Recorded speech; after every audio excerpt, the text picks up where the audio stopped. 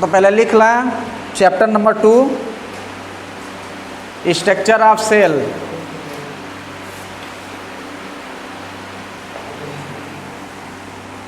Chapter number 2 और heading डालेंगे structure of cell, comma लगा के लिखेंगे components and their function. Structure of cell, components and their functions. Cell के components क्या क्या होते हैं? कंपोनेंट्स उसके इंट्रोडक्शन टू सेल, उसके अंदर लिखेंगे the cell is the basic structural and functional unit of life. The cell is the basic structural and functional unit of life.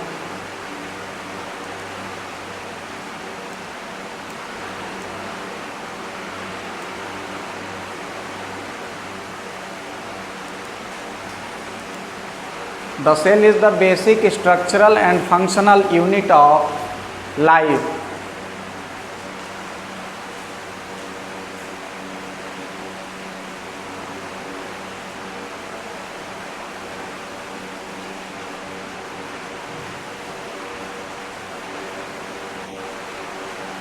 Full stop. उसके आगे लिखेंगे all living organisms are composed of cells.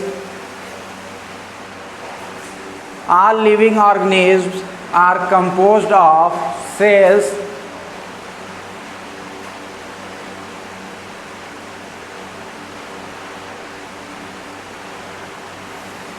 which performs essential function like growth, reproduction, metabolism and communication. इतना लिख के बताएं हमको, metabolism and communication तक। Communication तक हो गया?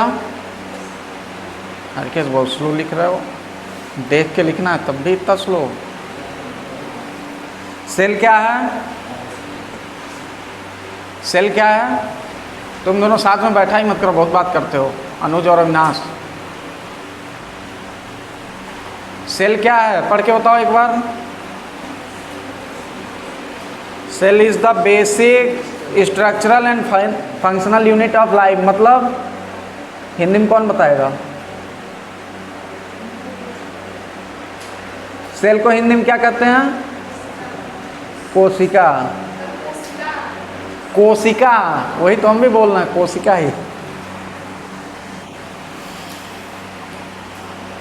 तो सेल क्या है? एक बेसिक। बेसिक मतलब क्या होता है? अभी ना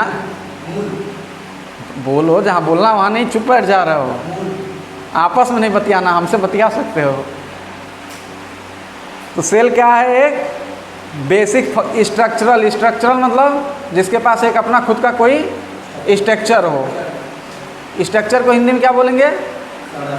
संरचना हो।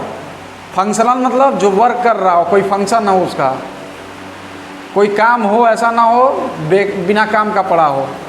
जैसे ये तुम्हारे पीछे जितने भी सिस्टम रखे हैं बिना काम के हैं, कोई नहीं चलता, इनका कोई काम नहीं है। यूनिट ऑफ लाइफ मतलब एक इकाई है अपने जिंदगी की।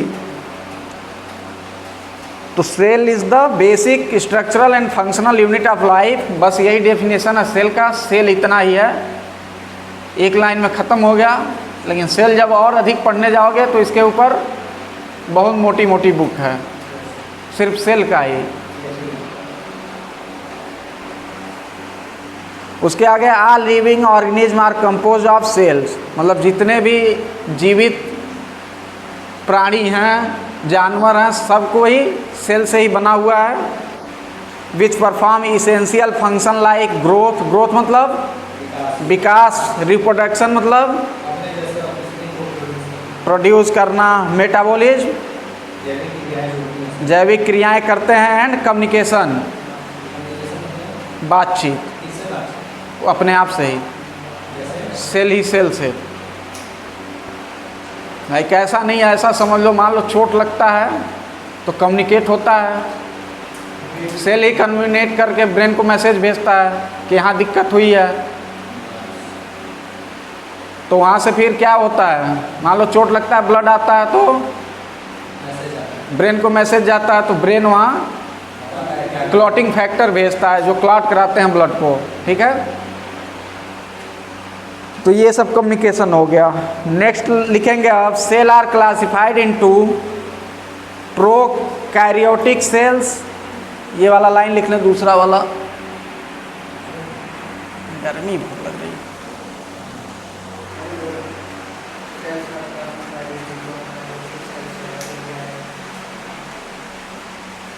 प्रोकैरियोटिक में क्या है, बैक्टीरिया एंड, ये क्या लिखा है बताओ, आर्की।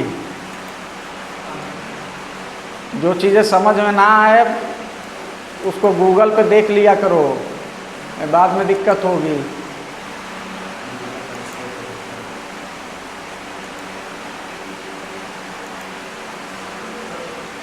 एंड यूकैरियोटिक सेल्स, ये सेल हम लोगों में पाए जाते हैं। प्लांट, चलो आ रहे हैं, अभी आ रहे हैं। प्लांट्स और एनिमल्स, कुछ फंगस में भी ये सब सेल्स मिलते हैं, मतलब यूकैरियोटिक सेल्स होते हैं।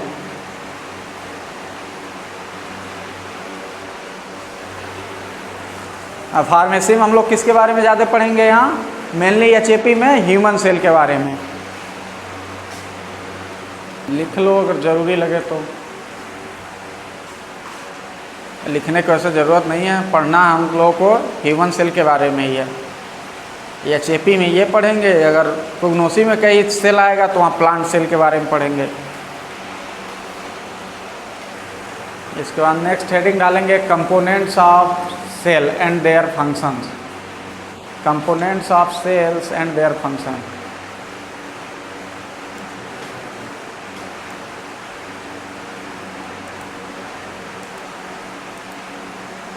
Components of a cell and their function.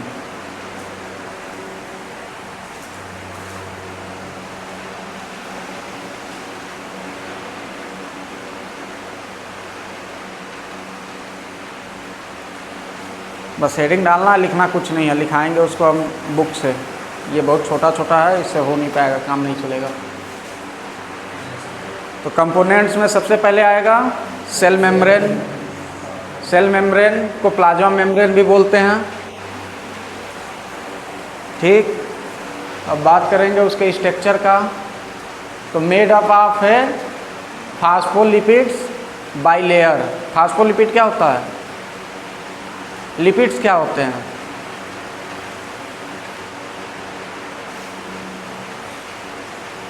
Lipid को हिंदी में क्या कहते हैं,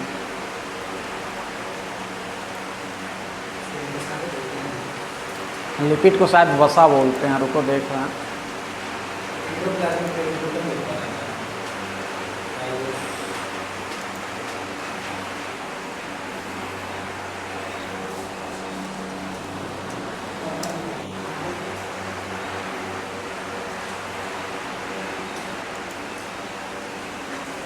स्ट्रक्चर ये याद होना चाहिए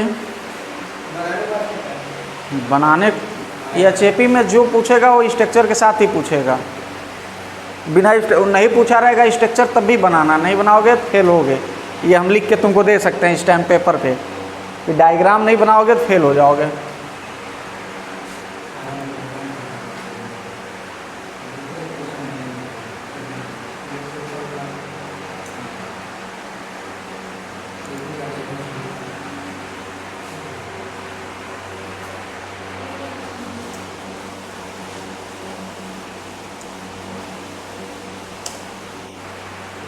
क्या लिख दिया हो, वसा या वसीय पदार्थ, वही वसा ही होता है, आयली पदार्थ, ठीक ना।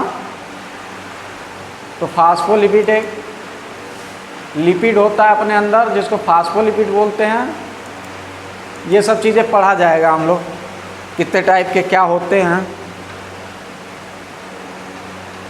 उससे बना होता है। बहुत सारे प्रोटीन भी उससे जुड़े हुए होते हैं। देखो लिखा है नीचे, contains cholesterol, glycoprotein and glycolipids. ये सब चीज़ें पढ़ा जाएगा, आगे चैप्टर में होगा जरूर कहीं ना कहीं इन सब चीज़ों के बारे में। फिर उसका फंक्शन क्या है, maintain cell shape and integrity, मतलब सेल को सेल को शेप देता है और प्रोटेक्शन करता है। कैसे प्रोटेक्ट करता है? बाहरी मटेरियल को आने नहीं देता है, उसको फॉरेन पार्टिकल बोलते हैं, उसको अंदर नहीं जाने देता है। नहीं पता चला सेल है यहाँ कुछ रख रहे हैं, जैसे क्रीम व्रीम लगाते हैं वो एब्जॉर्ब होकर अंदर जाता है, चोट लगता है बाहर तो लगाते हैं ना क्रीम या मलहम, तो वो क्या होता है एब्जॉर्ब होकर जाता है तब असर करता है। तो हर चीज़ को कोई भी रहे, regulate the entry and exit of substances, regulate भी करता है। नहीं पता चले ऐसा है कि पसीने की जगह ब्लड निकल रहा है, तो ये सब चीज़ें रेगुलेट भी करता है। फिर क्या है? Facilitate the cell communication and signalling, ये सब पढ़ा जाएगा। सेल कम्युनिकेशन और सेल सिग्नलिंग अगर होगा, दिया होगा तो पढ़ना पड़ेगा, बहुत बड़ा टॉपिक हो जाएगा तब तो ये सब चीज़ें पढ़नी पड़ेंगी हम लोगों को। दूसरा है उसका पार्ट साइटोप्लाज्म। साइटोप्लाज्म कहाँ कहीं दिखा इसमें? सब सारे साइटोप्लाज्म यही होते हैं। ये रहा साइटोप्लाज्म का यहाँ दिया सारे, ये सब सेल मेम्ब्रेन के बाद आता है दूसरा पार्ट साइटोप्लाज्म। ये सेल मेम्ब्रेन कहाँ लिखा है? प्लाज्मा मेम्ब्रेन ये हो गया बाहर वाला ये लेयर, उसके बाद ये सब साइटोप्लाज्म है, इसके अंदर सारी चीज़ें फिर आएंगी जो भी है यहाँ दिख रहा है, सबको होल्ड किया रहता है, वही तो शेप देने का काम करता है प्लाज्मा मेम्ब्रेन। तो ये जो हम छोटा सा बनाए हैं इसको भेज देंगे ग्रुप में, इस हिसाब से पढ़ना, बाकी नोट्स तो बनवाएंगे हम, इससे काम नहीं चलेगा। फिर साइटोप्लाज्म का स्ट्रक्चर क्या है? Jelly like fluid inside the cell containing cytosol organelles and cytoskeleton. Function क्या है? Site of cellular reactions and metabolism. एक ऐसा साइट है जहाँ सेल के जो भी रिएक्शन होते हैं वहाँ होते हैं, और क्या है? मेटाबॉलिज्म मीन्स जैविक क्रियाएं ना जो भी हो रही हैं वो साइटोप्लाज्म में होती है। प्रोवाइड सपोर्ट टू ऑर्गेनेल्स, जो भी उसके अंदर ऑर्गेनेल्स आ रहे हैं उनको सपोर्ट करता है। फिर आता है माइटोकॉन्ड्रिया। माइटोकॉन्ड्रिया को क्या बोलते हैं? Powerhouse of the cell. Powerhouse क्यों बोलते हैं? एनर्जी, इसके अंदर एटीपी, एटीपी फुल फॉर्म। बहुत बढ़िया, सबको पता था? नहीं पता था? चलो पढ़ा जाएगा, पता चल जाएगा। अब रहने दो, कल पढ़ा जाएगा, कल नहीं भी पढ़ा जाएगा फिर बाद में। चलो क्लास में गर्मी ज़्यादा लग रही है। सेल का स्ट्रक्चर बना के रखो, अभी आएंगे तो हम देखेंगे।